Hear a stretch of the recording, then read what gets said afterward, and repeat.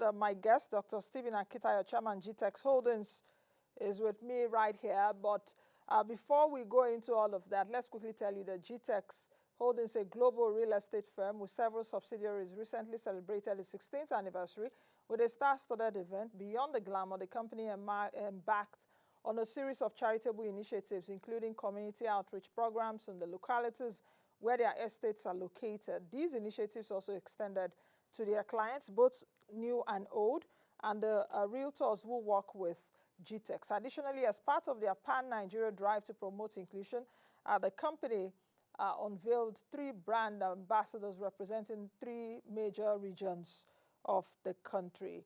I have joining me right now Dr. Stephen Akintayo, the chairman GTEX Holdings. Dr. Akintayo, good to see you. Welcome to the Good, show. good to see you, Nancy. You are looking as radiant, beautiful as ever. Thank you very much, Dr. Akitayo. Thank you, thank you, thank you. I'm taking it all in this morning. Dr. Akitayo, your company is 16. Should we say Yes. hooray? Yes, you hip, Hip, hip, hip, hooray. hooray. Should I sing happy Yeah. birthday? Anyway, happy 16th, Ah, happy 16th birthday. Do you thank you very do you much. believe that your company now, which is a global real estate company, is now fully a mature company? At 16 in Nigeria, 16 is a teenager, but in Mm, some climes, 16 would have started driving a car, perhaps in the US or even in the UK at 14 or so. Is your company a fully yeah. mature company? Well, we are getting there. I believe that a lot of what we've done in recent time to consolidate to strengthen the corporate governance structure to make sure that we have a lot of people involved in decision making at the apex level. I think those are things that are beginning to help us to consolidate. For example, we needed to do this media tour now. I'm only coming on your station. My team are the ones doing the other, media rounds, and Thank you for I'm talking to coming. me. I don't know why you chose to speak with me, but it's okay. you know. So, but that's the benefit of having, a solid corporate governance structure, so that it's not a one-man thing. A lot of people can carry the weight, and not even with our expansion drive, to the southeastern part of Nigeria, northern part of Nigeria, our US aggressive expansion as well. So we're happy. I think we're growing. I think we're getting there gradually. Um, a lot of people saw the boat cruise celebration on social media. I had not seen that. If I had seen that, I would have just messaged you that what happened. You would have taken me along, perhaps the much needed break. But yes, You people were busy with the 1 year no anniversary be of smarting of Mr. President. So yes. could you share more about the community outreach events that you held at some of your estates? Yeah, so we felt it's a sensitive season. I mean, we know how tough it is in the country. And we said, how do we best celebrate it than to reach out to communities? We had this food program, we partner with Lagos Food Bank Okay. and Cocoon Foundation. I went to different community, Bejileki community for the island, went to Ikorodu community, and these are also where we have estates as well. And had some other projects to reach out to widows, indigent people, and be a blessing to people. I think as you grow as well, you have to become more responsible. Everything is not about government. Everything can be about, I mean, as a private sector, whatever you can do to add value. We also existing customers, some like, I think those who bought a house are getting a land for free. Those who bought up to 6 land are getting 1 plot extra. So there's just so much to just say thank you. We won't exist without that. Even internationally as well, a lot of our investors are getting like bonus return on investment and a couple of discount here and there across the various products we have. We are upcoming in July. We're giving cars. I think hopefully we'll get up to 10 to our marketers who sell for us I think we set a target that those who hit that target, they get a car. And we're targeting between 10 to 16 for that as well. So it's a season of just seeing how we can give back. Mm. What plans do you have to celebrate your 16th anniversary, especially particularly those that have supported Gtext Holdings over the years? And do you have other plans to make perhaps other businesses grow and thrive? Yeah, so I think I had mentioned earlier how we making sure, I mean, people are patronizing us during this season. May actually is our 16th year anniversary, but we have decided to say we're extending some of those offers and promo till about July. Our other, expansion is big. I've argued that at this point we need more African, homegrown businesses expanding outside of Africa. My argument is that if you look at when the Middle East became serious about, letting the world know that they are serious, what happened is they bought Emirates Stadium, Man City, right? Stadium is owned by, one of the prince in UAE, and the expansion outside of UAE help people to know that the Middle East is serious. I want to start seeing homegrown businesses in Nigeria expand outside of Nigeria because you are now ambassadors of the country. And particularly when you do things well, people begin to say, okay, not all Nigerians are into drugs and scam. We're seeing them come here, invest, create jobs, and things like that. We're opening a new office in August in Houston, Texas. We just launched another 19-acre property in Richmond, Texas. We're hopefully launching another 100-unit property we're buying also in Houston, as well as we have a major conference in August called the West World Global Festival in Houston as well. So there's so much coming up. There's so much happening, but we give God the glory. Mm.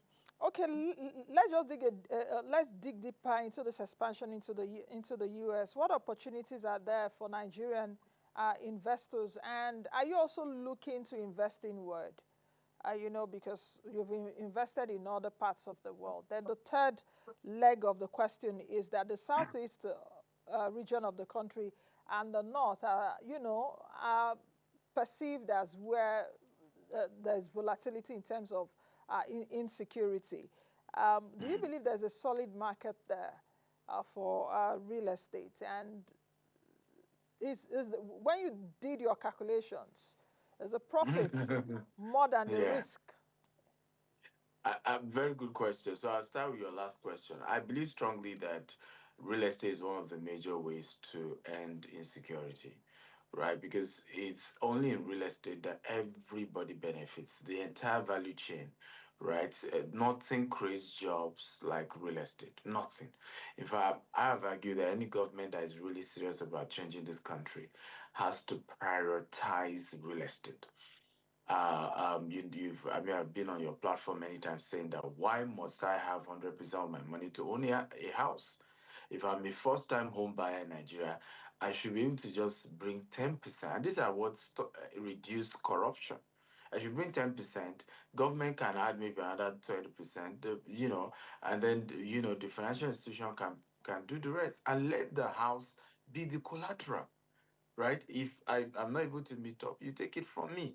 And so every part of Nigeria can develop. Every part of Nigeria has potential. Remember, we are very proud of our heritage as Nigerians. So if I'm from the southeast, no matter the volatility, home is home. I'm going to buy land in my town, in my village. I'm going to build house in my village. It's something we are proud of. If you're a northerner, it does not matter what's happening. I went to Maiduguri 2019. I was born there. And I was shocked that despite Boko Haram issue, right, where I grew up, that was practically a village. It's entirely developed. Houses everywhere. Road, light, despite the insurgents for over 20 years.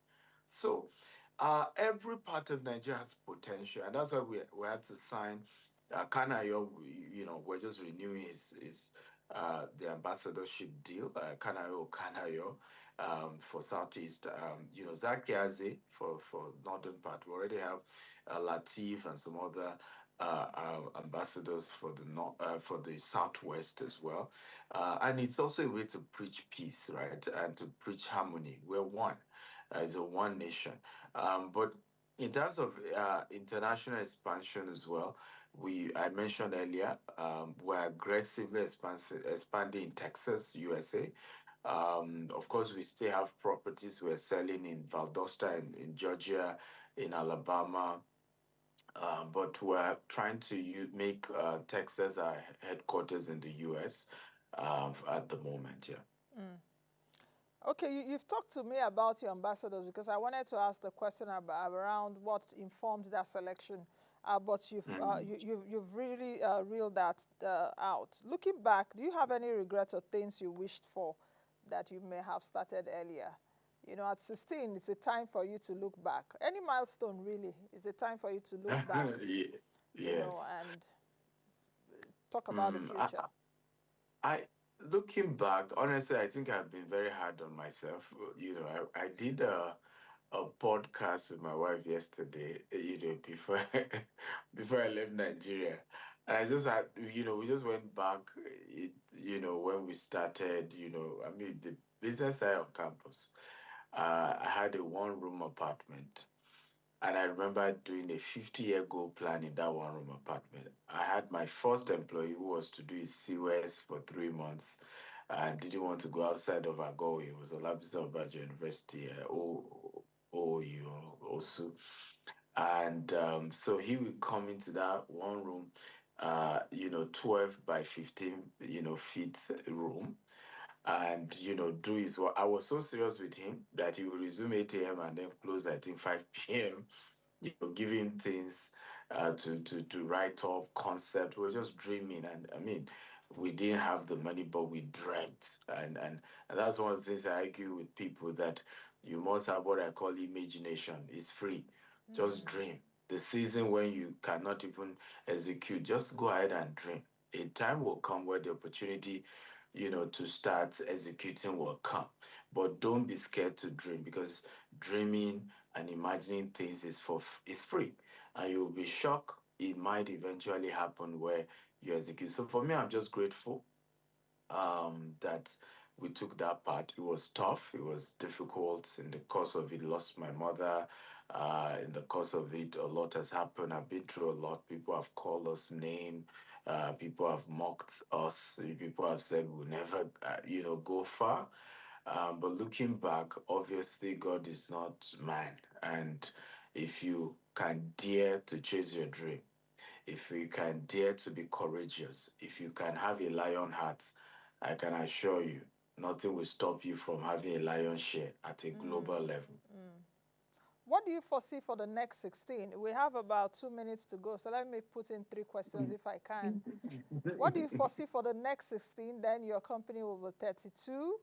Mhm. The second question is around, we have a housing minister, architect Dangiwa, I think, Musa Dangiwa. For people Mm. like you that are into real estate, I don't know if you've had audience or an association. I know there's a real estate development association or whatever. If you guys have had audience with the Minister of Housing to understand where they want to go, because they will also need private sector participation to be able to foster the dream of Mr. President, the renewed hope agenda. Then the third question around funding. Real estate is a capital intensive program. The past 16 years now, how have you really funded this initiative? You've talked about God, thank you, God. But there's a place of hard work, there's a place of Yeah. persistence, there's a place of, discipline, focus, and all of that. So speak to me in the next 2 minutes or so, then You we'll need to close. give more than 2 minutes, Nancy, for these three questions. I know you can do it. Just give me You some room. know. well, so 16 years from now, by the grace of God, we will have built golf courses, polo club, malls, schools.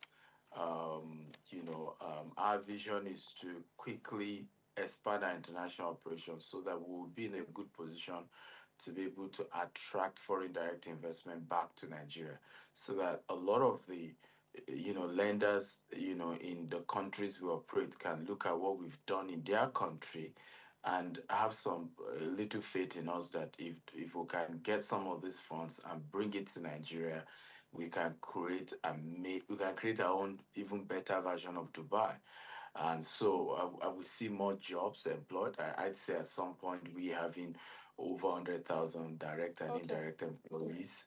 To the minister, I've never met him. I think one of the mistakes of politicians and people that they put into government office is not looking out for people in the private sector and reaching out. Okay. Right. So oftentimes they attract those who are looking for something. Some of us are not looking for anything from government. So it's government that need to know that they can come to us, we can work together and give advice on Okay. how Final this can question. work. Funding, because we Ah, have to go. that's We have to go. that's that's so yeah, if funding, I think what I've done over the years, show up. Sure. I've always, Okay. and I encourage people to do that. I come here, talk about it, and people Okay. look back, reach out, and are able to invest with us Okay. Okay. at the global level. Okay, I think we'll leave it at that because we have to go. Thank you very much, Dr. Stephen Thank Akintayo. you. This is a Thank toast you. to you. It's just a glass with water. So a toast to you guys at 16. Oh, okay, you have one there. So at you guys at 16, we'll see you at the next 16. Thank you very much for joining Thank us. you.